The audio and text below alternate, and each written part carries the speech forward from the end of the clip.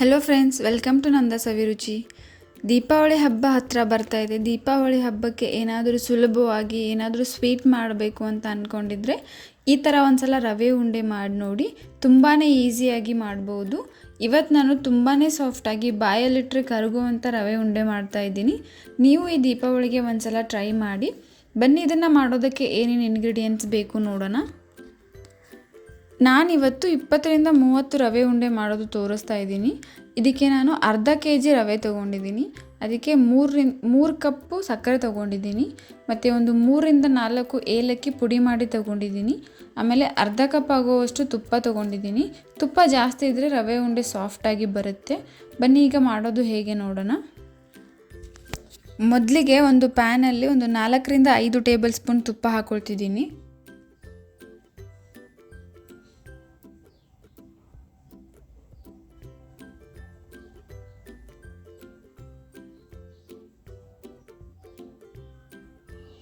ತುಪ್ಪ ಬಿಸಿ ಆದಮೇಲೆ ಇದಕ್ಕೆ ರವೆ ಹಾಕ್ಕೊಳ್ತಿದ್ದೀನಿ.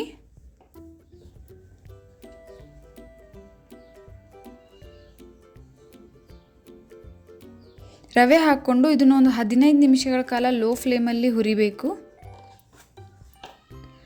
ರವೆ ಹಸಿ ಸ್ಮೆಲ್ಲೆಲ್ಲ ಹೋಗಿ ಹುರಿಯೋ ಸ್ಮೆಲ್ ಬರಬೇಕು. ಅಲ್ಲಿವರೆಗೂ ಚೆನ್ನಾಗಿ ಲೋ ಫ್ಲೇಮಲ್ಲಿ ಇಟ್ಕೊಂಡು ಹುರಿಬೇಕು. ಈಗ ಚೆನ್ನಾಗಿ ಹುರಿದಿದೆ. ಬನ್ನಿಗೆ ಇದಕ್ಕೆ ಸಕ್ಕರೆ ಪಾಕ ಹೇಗೆ ಮಾಡೋದು ನೋಡೋಣ. ಒಂದು ಪಾತ್ರೆನ ಬಿಸಿ ಮಾಡೋಕ್ಕೆ ಇಟ್ಕೊಂಡು ಅದಕ್ಕೆ ಸಕ್ಕರೆ ಹಾಕ್ಕೊಳ್ತಿದ್ದೀನಿ. ಆಮೇಲೆ ನೀರು ಹಾಕ್ಕೊಳ್ತಿದ್ದೀನಿ. ನಾನಿಲ್ಲಿ 3 ಕಪ್ ಸಕ್ಕರೆಗೆ 1 ಗ್ಲಾಸ್ ನೀರು ತೊಗೊಂಡಿದ್ದೀನಿ. ಸಕ್ಕರೆ ಎಲ್ಲ ಕರಗಿ ಇದನ್ನು ಒಂದೆಡೆ ಪಾಕ ಬರೋವರೆಗೂ ಕುದಿಸ್ಕೋಬೇಕು. ಇದು ಕುದಿಯೋಕ್ಕೆ ಸ್ಟಾರ್ಟ್ ಆದಾಗ ಇದಕ್ಕೆ ನಾನು ಏಲಕ್ಕಿ ಹಾಕ್ಕೊಳ್ತಿದ್ದೀನಿ. ಆಮೇಲೆ ಈ ರೀತಿ ಬಬಲ್ಸ್ ಬರಬೇಕು.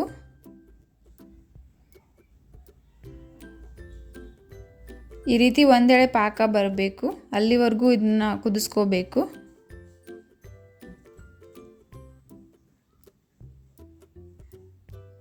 ಈಗ ಇದಕ್ಕೆ ಫ್ರೈ ಮಾಡಿ ಇಟ್ಕೊಂಡಿರೋ ರವೆ ಹಾಕ್ಕೊಳ್ತಿದ್ದೀನಿ.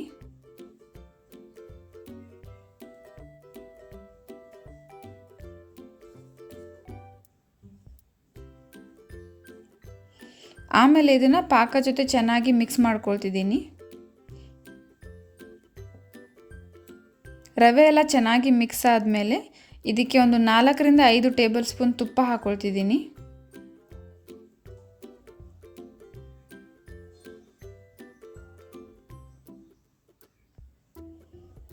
ತುಪ್ಪ ಚೆನ್ನಾಗಿ ಮಿಕ್ಸ್ ಮಾಡ್ಕೊಳ್ತಿದ್ದೀನಿ. ಇದು ಪಾತ್ರೆಗೆ ಸೈಡಲ್ಲೆಲ್ಲ ಅಂಟಬಾರ್ದು, ಅಲ್ಲಿವರೆಗೂ ಇಟ್ಕೋಬೇಕು. ಅದಾದಮೇಲೆ ಇದು ಒಂದು 4-5 ಗಂಟೆ ಆರೋಕ್ಕೆ ಬಿಡಬೇಕು. ಇದು ಆರಿದ ಮೇಲೆ ಈ ರೀತಿ ಬರುತ್ತೆ. ಆಮೇಲೆ ಈ ರೀತಿ ಇದನ್ನು ಬಿಡಿಸ್ಕೋಬೇಕು. ಇದು ನೋಡಿದ್ರೆ ಕೈಯಲ್ಲಿ ಉಂಡೆ ಮಾಡೋ ಥರ ಆಗಬೇಕು. ಈಗ ಅದನ್ನೆಲ್ಲ ಒಂದು ಪಾತ್ರೆಯಲ್ಲಿ ತಗೊಳ್ತಾ ಇದ್ದೀನಿ.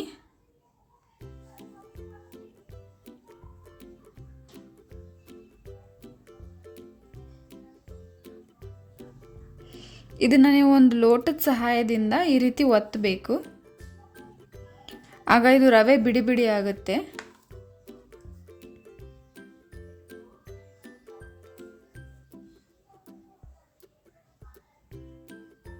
ಆಮೇಲೆ ಇದನ್ನು ಈ ರೀತಿ ಉಂಡೆ ಮಾಡ್ಕೊಳ್ಳೋಕ್ಕೆ ಕಟ್ಕೋಬೇಕು.